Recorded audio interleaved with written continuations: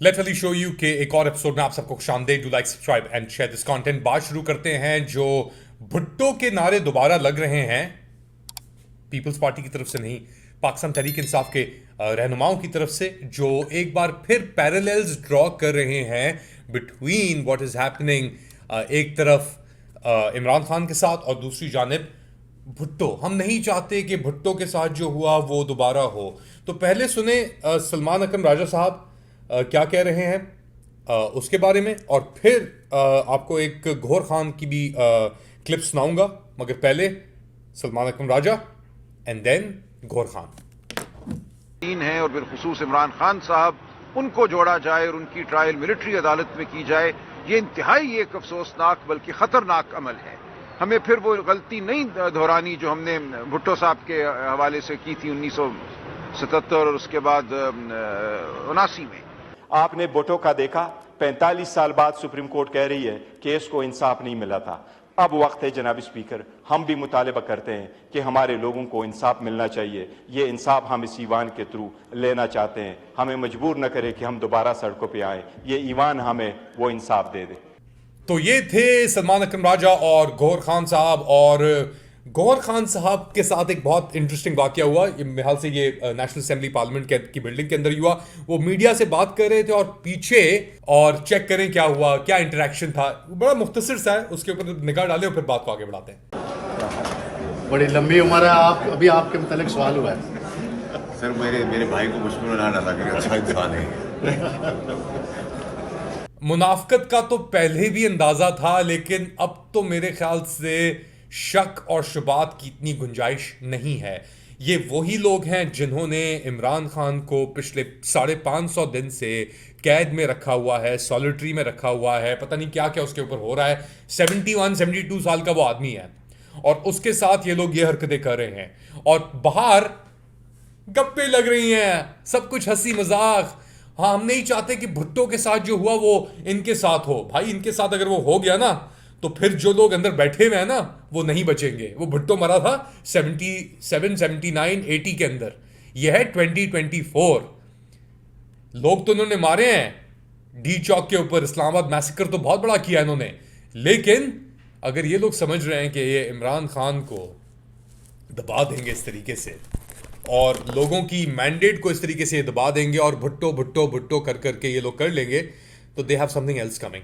एक तरफ तो ये मुनाफकत पाकिस्तान तहरीक इंसाफ के चल रही है। अब एक बहुत बड़ा खदशा है जो अब मेरे ख्याल से लोगों के दिमाग में भी आ गया है कि शायद पाकिस्तान तहरीक इंसाफ नहीं चाहती कि इमरान खान बाहर निकले। और ये जो सब चीज़ें, बातें, हम अंदर, हम पार्लियामेंट, ये वो, हम कोर्ट्स, कुछ नहीं मिलना आपको, ये सब जानते हैं। और मेरे ख्याल से अब तो सलमान अकरम राजा साहब भी मायूस नज़र आ रहे हैं। एक कमेटी की बात की गई थी, एक मौक़िफ़ आया था 26 नवंबर के बाद, उसका हमें कुछ नहीं पता कि जी हम अनाउंस कर रहे हैं सिविल नाफरमानी मूवमेंट।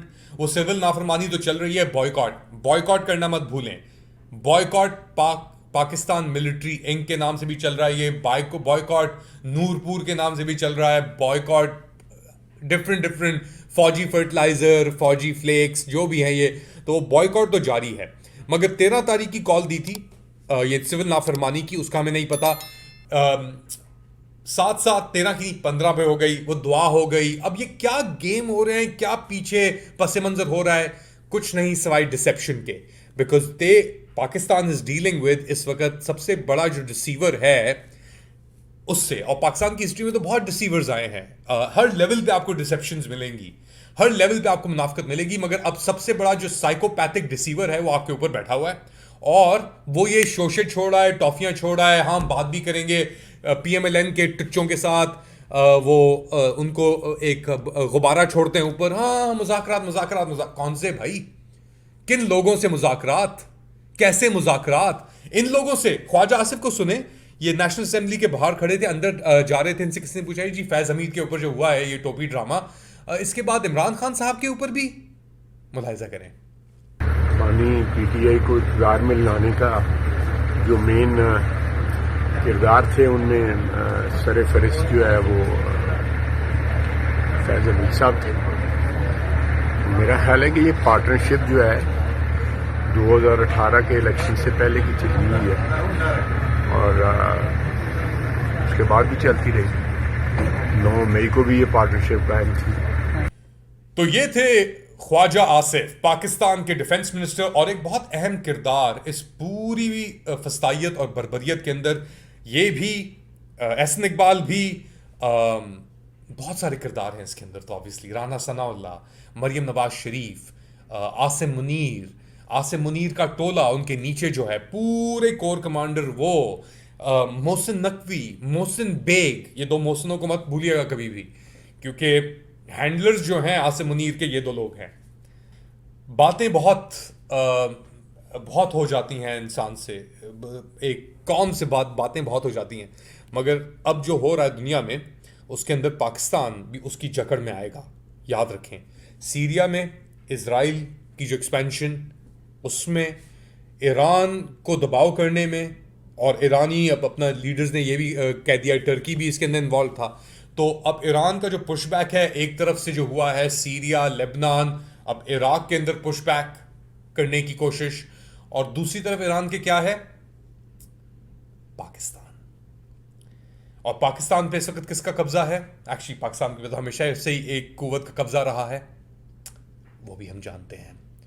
तो अगर आप डॉट कनेक्टिंग के अंदर डॉट कनेक्टिंग में अगर आप दिलचस्पी रखते हैं, तो मेरे ख्याल से ये बहुत एक अहम डॉट कनेक्टिंग्स होनी चाहिए अब, क्योंकि पाकिस्तान का किरदार विज़ ईरान, डिस्टेबलाइजिंग इंडिया को तो उसने एक फ्री पास दे दिया है। चाइना के साथ ताल्लुकात, और चाइना के साथ ताल्लुकात, अभी ये मरियम नवाज शरीफ गई हुई है वहाँ पे, वो जूनियर पियन से और इनसे मिल रही है, पूरा एक वफ्त, यानी 13-14 लोगों को वो अपने साथ तस्वीरें आती हैं, और उनके साथ एक हैंडलर चाइनीज़ खड़ा हुआ है। तो चाइनीज़ को ही पता है कि यार ये लोग जो हैं, इनका कोई वो नहीं है, स्टैंडिंग नहीं है, कोई दीन ईमान नहीं है इन लोगों का, और ये बिके हुए लोग हैं, ये एम्पायर को बिक चुके हैं। तो वो भी आपको उसी तरीके से आपके साथ डील कर रहे हैं, क्योंकि उनको आपके डबल गेम्स पता हैं। और अब ट्रंप आ रहा है, ब्लोम जाएगा, याद रख लें आप, डोनाल्ड ब्लोम यहाँ से इसकी छुट्टी होगी, और जिस दिन जो डोनाल्ड ब्लोम की छुट्टी हुई, तो कई और लोग उनकी पतलूनें फिर, खैर एनीवेज, बताएं मुझे कमेंट सेक्शन के अंदर। To like, subscribe and share this content. अपना ख्याल रखिएगा, अगली बार तक अल्लाह हाफिज।